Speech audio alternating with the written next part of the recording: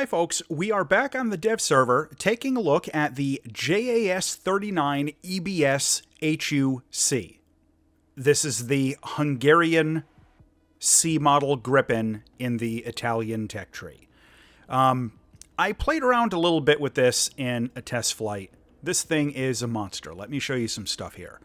We've got the PS-05A radar with all the usual features, full ballistics computer with everything that you want to see, radar warning receiver with everything you want to see, the same 27mm cannon that we're used to, engine, RM12, lots of thrust. All right, pretty basic stuff there, but let's check out these weapons. So, got some custom loadout set, but we've got the usual AIM-9Ms and the AIM-9Ms under the wings, and the Ls, of course, that have the extra countermeasure pods.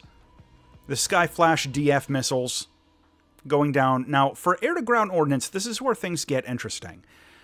We can take a couple new models of the Maverick. The AGM-65G, which is an infrared-guided version, and the AGM-65H, which is a TV-guided version. This has a heat warhead, and the 65G has a semi-armor-piercing high-explosive warhead. So these are, in addition to having different guidance types, they're actually going to have like a different damage model, you know, when they hit the target, based on a direct hit and a near miss. And of course, it can take the Lightning II targeting pod, which, for guiding the laser-guided bombs, of course, which can also maybe help you guide in the Mavericks, because it's going to give you some good thermal sights. But I'm going to take this out and show you real quick the air-to-ground weapons, and then I'm going to take it into a match and show you some air-to-air combat. Okay, so we're off in a quick test flight here. I'm going to show you the AGM-65G. This is the one with the semi-armor piercing warhead, and I want to show you a couple things first here. This is the level of zoom we get with the missile, okay? This is the zoom we get with the targeting pod. So with the targeting pod, we actually get a slightly better level of zoom than we do with just the missile. So if you're looking at taking like some really long-range shots with these Mavericks, taking the targeting pod is still going to give you a slight benefit because you're going to get that extra, you know, whatever percentage it is of zoom. So that'll still be useful. There's also a new targeting system. Let me see this there. So you see we've got that new green square bracket reticle. There's a new user interface for targeting from the external view.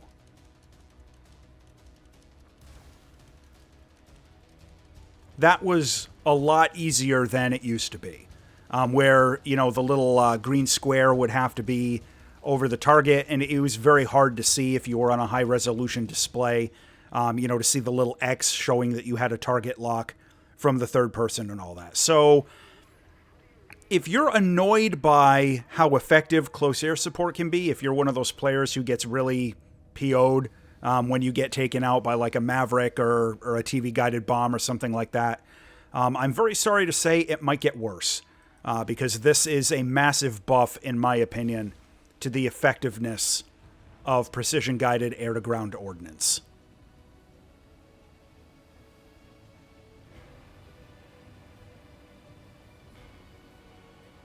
Okay, so that was actually good. You see there, this is the semi-armor piercing warhead. It hit the machine gun, and it didn't actually score a kill. So the way that these weapons hit, the AGM-65Gs, the way that they hit, is going to be a little bit different than like the heat and tandem heat missiles that we're kind of used to. Anyway, I'm going to take this out into a match and do some air combat. Okay, so we're out in a match with the Gripen C in the Italian tech tree.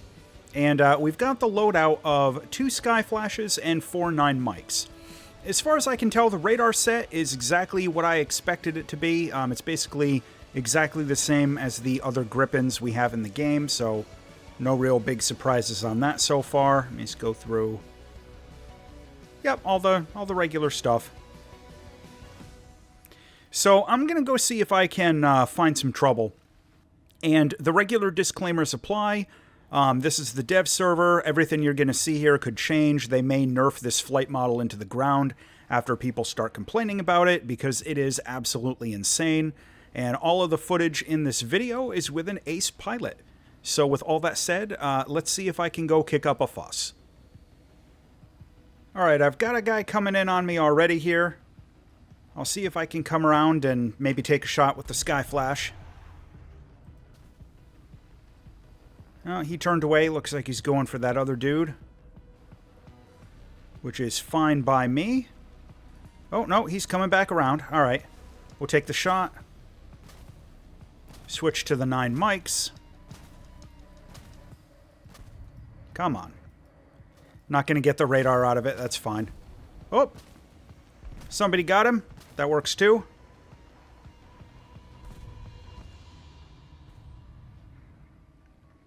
Alright, see if we can find another target to pick on.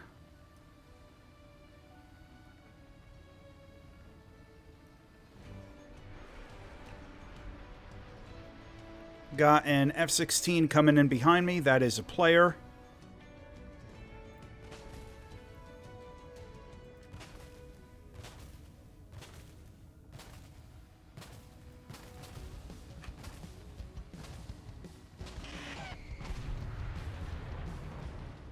Man, the G-lock is real with this thing.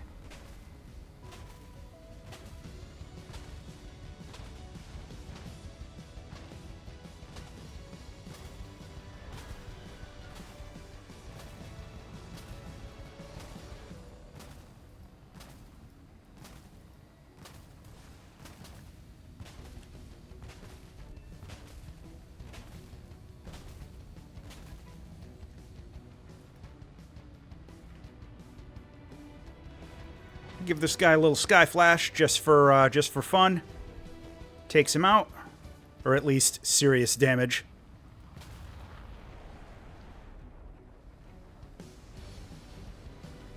Coming on that MiG-21, that'll probably get him.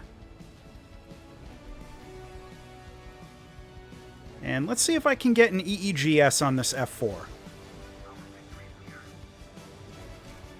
Whoop. Oh, I got smacked out by Jaggles97. Of course, another player got me.